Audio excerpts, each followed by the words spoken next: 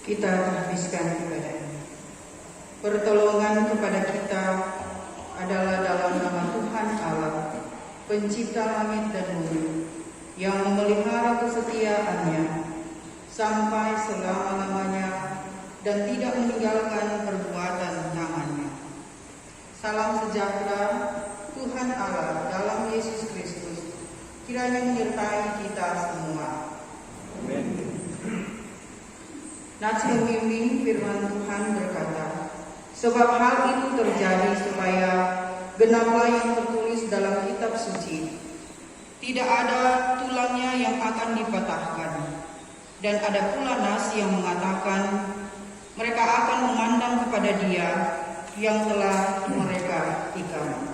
Yohanes 19 ayat 36 sampai 37. Jadi perenungan di minggu berjalan ini terdapat dalam Sakaria pasal 12 ayat 1 hingga ayatnya yang ke-14. Sakaria 12 ayat 1 sampai dengan ayatnya yang ke-14. Kita akan membacakan dua perikop. Yang pertama, pembebasan dan pembaharuan Yerusalem, dan ratapan atas dia yang tertikam. Ucapan ilahi. Firman Tuhan tentang Israel. Demikianlah firman Tuhan yang membentangkan langit dan yang meletakkan dasar bumi dan yang menciptakan roh dalam diri manusia. Sesungguhnya aku membuat Yerusalem menjadi pasu yang menyebabkan segala bangsa di sekeliling menjadi pening. Juga Yehuda akan mengalami kesusahan ketika Yerusalem dikepung. Maka pada waktu itu aku akan membuat Yerusalem menjadi batu untuk diangkat bagi segala bangsa. Siapa yang mengangkatnya pastilah mendapat luka parah. Segala bangsa di bumi akan berkumpul melawannya. Pada waktu itu demikianlah firman Tuhan. Aku akan membuat segala kuda menjadi bingung, penunggangnya menjadi gila. Atas kaum Yehuda aku akan membuka mataku, tetapi segala kuda bangsa akan kubuat menjadi buta. Sesudah itu kaum-kaum di Yehuda akan berkata dalam hatinya, penduduk Yerusalem mempunyai kekuatan oleh karena Tuhan semesta alam, Allah mereka. Pada waktu itu aku akan membuat kaum-kaum di Yehuda seperti anglo, berapi di tengah-tengah timbunan kayu, dan seperti sulung berapi di tengah-tengah timbunan bulir gandum. Api keduanya akan menjilat ke kanan dan ke kiri segala bangsa di sekeliling, tetapi Yerusalem selanjutnya akan tetap tinggal di tempatnya yang dahulu. Tuhan akan pertama-tama memberi kemenangan kepada kemah-kemah Yehuda, supaya keluarga Daud dan penduduk Yerusalem jangan terlalu bermegah-megah terhadap Yehuda. Pada waktu itu Tuhan akan melindungi penduduk Yerusalem dan orang yang tersandung di antara mereka pada waktu itu akan menjadi seperti Daud, dan keluarga Daud akan menjadi seperti Allah, seperti malaikat Tuhan yang mengepalai mereka.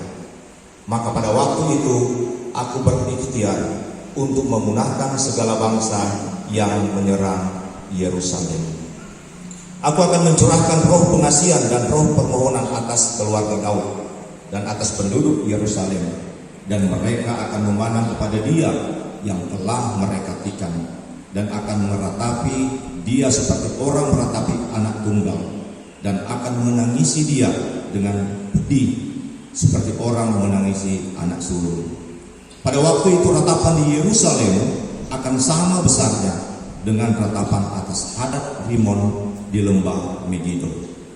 Negeri itu akan meratap setiap kaum keluarga tersendiri, kaum keluarga keturunan Daud tersendiri, dan istri mereka tersendiri, kaum keluarga keturunan Natan tersendiri, dan istri mereka tersendiri, kaum keluarga keturunan Lewi tersendiri, dan istri mereka tersendiri, kaum keluarga Simei tersendiri, dan istri mereka tersendiri, juga segala kaum keluarga yang masih tinggal, setiap kaum keluarga tersendiri dan istri mereka tersendiri.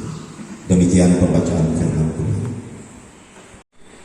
Jemaat yang dikasihi oleh Tuhan Yesus Kristus, bersyukur kepada Tuhan sebagai kepala gereja yang tetap menjaga dan memelihara kehidupan kita semua selaku umat Tuhan.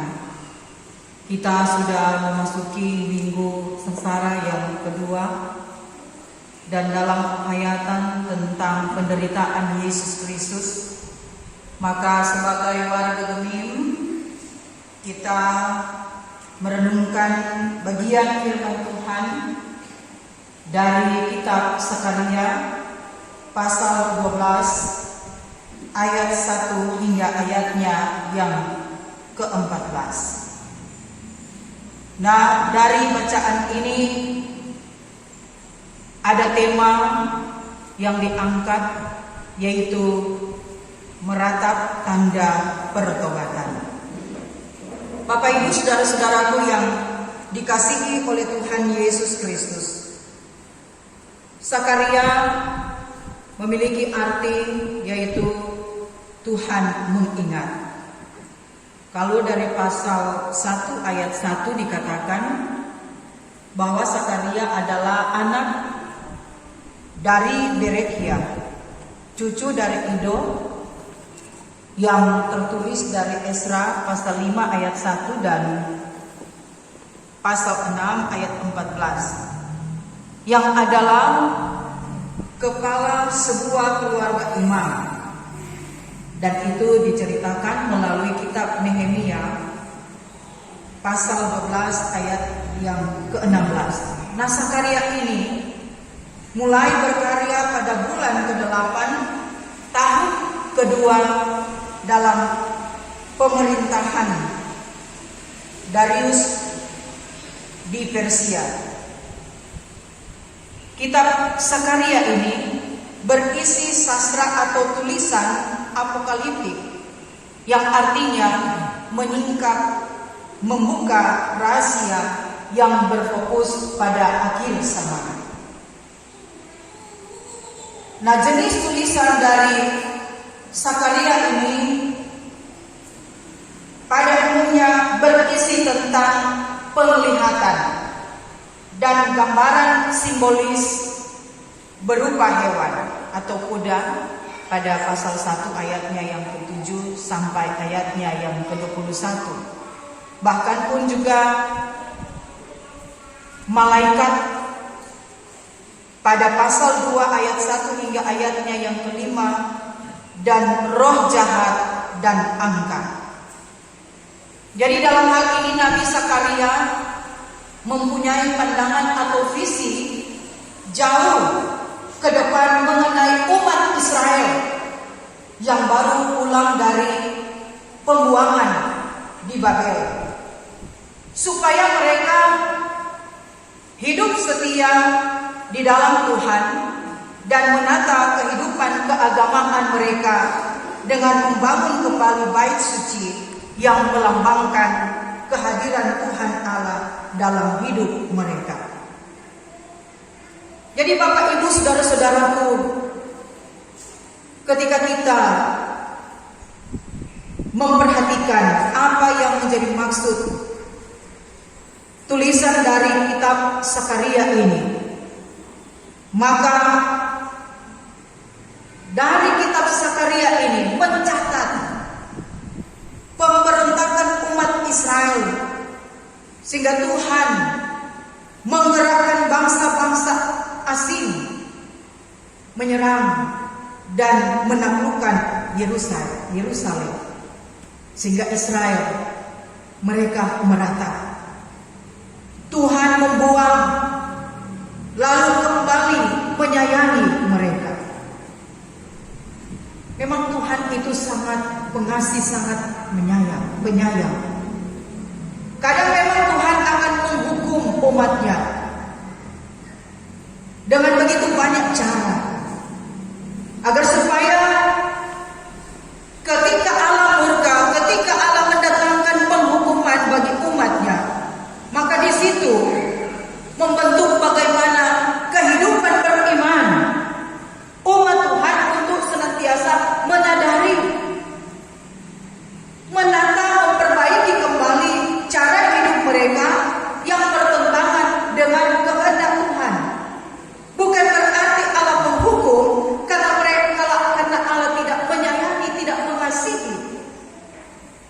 tapi itu adalah merupakan satu bentuk edukasi, didikan, pengajaran, bahwa tidak selamanya penghukuman itu mendatangkan kebinasaan. Kadang memang Tuhan membuang, sebagaimana apa yang dialami umat Yehuda, karena mereka berulang-ulang berbuat dosa. Mereka memberontak terhadap Tuhan. Tetapi Allah yang penuh kasih datang kembali merangkul mereka. Ketika Allah membuang mereka, Allah datang memberikan pertolongan kepada mereka. Bahkan ketika Tuhan memukul dan menghancurkan kehidupan umatnya, Allah dengan setia untuk dapat mengembalikan kehidupan orang Israel untuk senantiasa kembali ke tanah yang dijanjikan oleh Tuhan Allah. Nah, dari ayat 10 sampai ayatnya yang ke-14, di situ Sakaria menubuatkan tentang seorang yang tertikam menimbulkan ratapan. Ratapan yang sama dengan ratapan di Megido ketika Yosia terbunuh. Itu kita bisa baca pada 2 Raja-Raja 23 ayat 29 dan 2 Tawarik pasal 35 ayat 25. Bahkan juga dikatakan ratapan yang diikuti oleh Daud dan anaknya Nathan, Lewi dan kaum keturunannya Simei, dan keluarga-keluarga yang lain. Ada juga ratapan yang besar yang dilakukan oleh Raja Daud dan keturunannya Nathan. Bahkan juga imam-imam Lewi dan keturunannya Simei. Bapak, Ibu, saudara-saudaraku yang dikasihi oleh Tuhan Yesus Kristus, ratapan yang besar ini berkait dengan kematian orang yang ditikam. Orang ini mempunyai kedudukan lebih tinggi dan penting daripada Yosia. Dan itu sebabnya yang meratap adalah raja dan imam. Ratapan ini adalah ratapan lintas waktu untuk menangisi seorang yang sangat penting, di mana dalam Yohanes 19 ayatnya yang ke-37 mencatat penggenapan nubuat bahwa orang yang tertikam itu adalah Kristus. Dan itu tepat sebagaimana yang dinubuatkan dalam kitab Sakaria, bahwa ada orang yang akan ditangisi setelah ditikam oleh orang yang menangisi. Pada dasarnya kita ini sudah menikam Kristus melalui dosa kita. Ini merupakan gambaran bagi kita bahwa Yesus itu tertikam akibat dosa dan pemberontakan kita manusia. Padahal justru orang yang telah melakukan dosa, orang yang sudah melakukan perbuatan yang sangat besar, membuat Tuhan Yesus itu mati di kayu salib.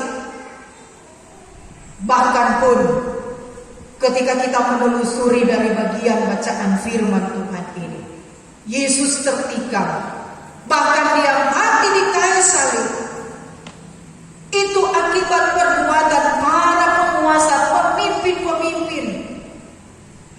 Apakah itu raja-raja yang berkuasa pada saat itu, pemuka agama, bahkan pun rakyat biasa. Jadi pendek kata mau bilang bahwa sesungguhnya torang semua yang sudah membuat Kristus itu tertikam di atas kayu salib. Tuhan memanggil kita untuk menjadi umat-Nya. Tetapi ada sifat memberontak yang kita miliki, sehingga akhirnya membuat Kristus tertikam oleh para pemberontakan kita, umat manusia. Tapi bukankah kita tidak ikut serta ketika Tuhan Yesus ditikam hingga mati? Nah, secara fisik kita tidak ikut serta. Orang pada zaman itu memang tidak ada. Tetapi karena dosa kita, ia tertikam. Dalam arti bahwa ia harus menanggung segala penderitaan. Dia disiksa, dia dicerca, dia difitnah, dia diolok, dia dipukul, bahkan dipakaikan mahkota duri. Pendek kata bahwa itu semua adalah akibat atau ulah tindakan kita manusia. Secara tidak langsung membuat dia tertikam, bahkan harus tersalib mati karena menanggung segala penderitaan umat manusia. Nah, Kristus yang rela berkorban dikontraskan dengan orang-orang yang menjadi raja tapi mengorbankan rakyat. Kristus rela merendah dan hidup sederhana, bukan karena tidak mempunyai kemuliaan, bukan dia tidak mempunyai kemewahan dan segala pujian, tetapi karena kasihnya kepada Bapa dan kepada manusia membuat dia rela untuk turun, datang di dunia ini menjadi sama, menderita untuk memberikan kemenangan atau orang sama. Segala beban, segala belenggu-belenggu dosa yang mengikat kehidupan kita dimenangkan oleh Tuhan melalui pengorbanannya yang sempurna di kayu salib. Sehingga dengan demikian, dari bacaan firman ini orang memang memerata, orang harus menangis akibat dosa yang membuat Yesus tersalib,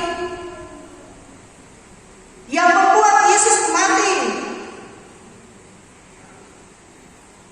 Betapa besar dosa yang orang lakukan, tetapi ia yang dengan setia terus memanggil kita, ternyata harus dibuat berduka. Karena sifat egois, karena perbuatan keangkuhan manusia, kecemaran dosa yang dilakukan oleh umat manusia. Kita dengan begitu rusak dan jahat tidak lebih baik dari orang Yerusalem yang menikam dan membunuh Kristus. Bapak, Ibu, saudara-saudaraku yang dikasihi oleh Tuhan Yesus Kristus, di minggu-minggu sengsara Yesus Kristus ini, kita senantiasa dapat memberikan ruang dan waktu untuk meratap, untuk merenungkan kembali apa yang sudah kita perbuat kepada Tuhan. Dan mungkin sampai saat ini kadangkala kita masih melakukan hal yang sama. Kita menikam Tuhan dari segala perbuatan-perbuatan dosa yang masih mengikat kehidupan kita sampai sekarang ini. Karena ada banyak orang-orang yang mengaku percaya kepada Tuhan, tetapi cara hidupnya tidak selaras dengan kehendak Tuhan. Masih suka berdusta, masih suka berbohong, masih suka berkonspirasi pada kejahatan, dan lain-lain sebagainya.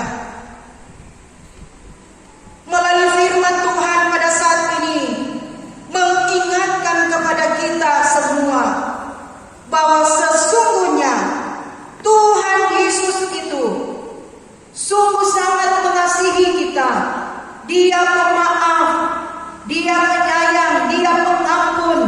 Sekalipun orang selalu dan selalu berbuat dosa, tetapi karena kecintaannya kepada manusia bahkan dunia ini, Dia tetap terus menyatakan kasih dan kemurahannya.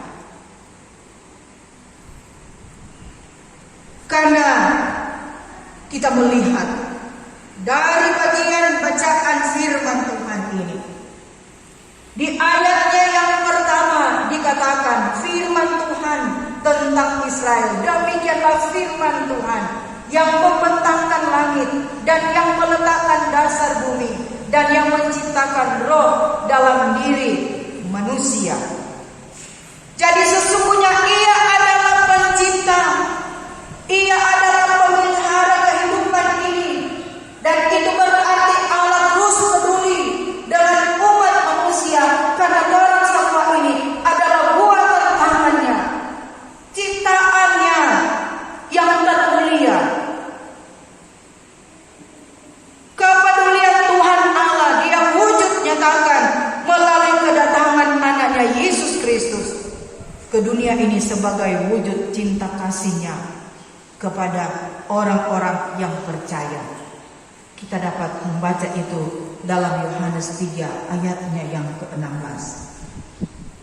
Jadi belajar dari bacaan firman ini, mari orang akan meratap, orang akan menangis untuk senantiasa menyesali setiap tindakan dan perbuatan kita yang senantiasa masih bertentangan dengan kehendak firman Tuhan. Meratap adalah tanda pertobatan, hendak mengartikan kepada kita bahwa meratap atau menangis bukan semata-mata supaya dilihat orang atau hanya sekedar ekspresi saja, melainkan meratap harus lahir dari hati yang paling dalam sebagai bentuk penyesalan akan dosa-dosa yang sudah kita perbuat. Orang minta, orang bermohon pengampunan kepada Tuhan Allah. Kemudian ada pertobatan-pertobatan yang orang lakukan. Kalau minggu lalu ada doa, ada puasa. Tapi bukan cuma puasa makan dan minum. Kalau cuma puasa makan dan minum itu DP arti badiet. Tapi ketika kita puasa makan dan minum ada doa, ada ibadah di dalamnya, maka akan membentuk bagaimana spiritual iman kita untuk semakin menyadari bahwa sesungguhnya betapa kuasa Tuhan itu sangat luar biasa dalam hidup kita. Sehingga ketika kita berpuasa dibarengi dengan ibadah, ada doa di dalamnya, selalu melahirkan pertobatan. Sepuasa makan minum mantu mulunya nak mau berhenti, bakar lota cari-cari tahu orang pe kekurangan, padahal orangnya nak melihat orang pe pribadi ini bagaimana. Itu puasa yang keliru di mata Tuhan. Kalau orang berpuasa, orang akan senantiasa mengikuti apa maunya Tuhan, apa kehendak Tuhan di dalam kehidupan kita. Bukan cuma mempertontonkan, itu puasa yang orang lakukan, tapi akan orang menyatakan dalam tindakan dan perbuatan, selalu melahirkan pembaharuan. Bagaimana berpuasa, marah orang sulit kasih pengampunan, masih simpang-simpang marah pak orang lain. Itu adalah perbuatan kefasikan yang tidak dikenal oleh Tuhan. Apalagi dengan keberadaan kehidupan di dunia sekarang ini, dengan melihat fenomena alam, kadang cuaca yang ekstrim. Kita menyaksikan begitu banyak umat Tuhan, termasuk orang jemaat-jemaat yang ada di wilayah Manado Timur 6 berdampak dengan adanya musibah alam. Ada tanah longsor, ada banjir. Ini semua merupakan peringatan kepada kita untuk semakin dekat dengan Tuhan. Orang akan senantiasa menatap, menangis kepada Tuhan. Kalau selama ini orang belum menjadi pribadi-pribadi yang dikenal oleh Tuhan, mari kita akan tanggalkan cara-cara hidup kita yang tidak berkenan. Ketika kesombongan, keangkuhan, keegoisan masih menguasai pribadi lepas pribadi kita, apakah saya, Bapak, Ibu, saudara sekalian, firman Tuhan mengajak betul-betul kita akan meratap, menangisi perbuatan-perbuatan dosa yang telah lakukan, baik itu terhadap sesama, terlebih kepada Tuhan Allah. Kita dibutuhkan untuk senantiasa meratap dengan penuh ketekunan dan kesetiaan. Bukan cuma basa-basi, bukan cuma seremoni belaka dalam perayaan-perayaan keagamaan, tapi kita akan senantiasa terajak untuk betul-betul berdoa dengan kesungguhan, memohon belas kasih Tuhan Allah, agar supaya kehidupan kita semua akan semakin dipulihkan, baik itu di jemaat, masyarakat, bangsa dan negara ini, supaya orang dijauhkan dari segala pertikaian, perpecahan dalam keagamaan, dalam pemerintahan. Karena orang semua ini adalah milik Tuhan, dan itu berarti orang senantiasa diatur dan dikendalikan oleh Tuhan. Tuhan mengasihi kita semua. Tuhan mengasihi alam semesta, apapun yang ada di dunia ini, karena kita ini adalah buatan tangannya, buatan yang mulia. Sehingga dengan demikian, mari kita akan tetap terus memandang kepada Tuhan yang telah mati tapi bangkit, memberikan kemenangan, melepaskan kita dari kuasa dosa dan maut, sehingga kemenangan yang Tuhan telah kerjakan betul-betul menjadi berkat bagi kita semua. Orang akan terapkan itu dalam kehidupan beriman, baik secara pribadi, keluarga, lepas keluarga, jemaat dan masyarakat, di mana orang tinggal dan berada. Firman itu terus diberitakan, baik burung waktunya. Orang akan senantiasa menyaksikan bagaimana kemurahan Tuhan, kemahakuasaan Tuhan. Karena sesungguhnya hidup adalah anugerah Tuhan. Sehingga kesempatan hidup yang Tuhan beri, marilah orang akan melakukan apa yang baik, apa yang berkenan kepada Tuhan, sehingga kehidupan kita akan diberkati, baik untuk hari ini, esok, dan sampai selama-lamanya. Tuhan memberkati firman-Nya. Amin. Berkati dan melindungi saudara-saudara, dan menyinari dengan wajah-Nya, dan memberi saudara-saudara kasih karunia. Tuhan menghadapkan wajah-Nya kepada saudara-saudara, dan memberi saudara-saudara damai sejahtera.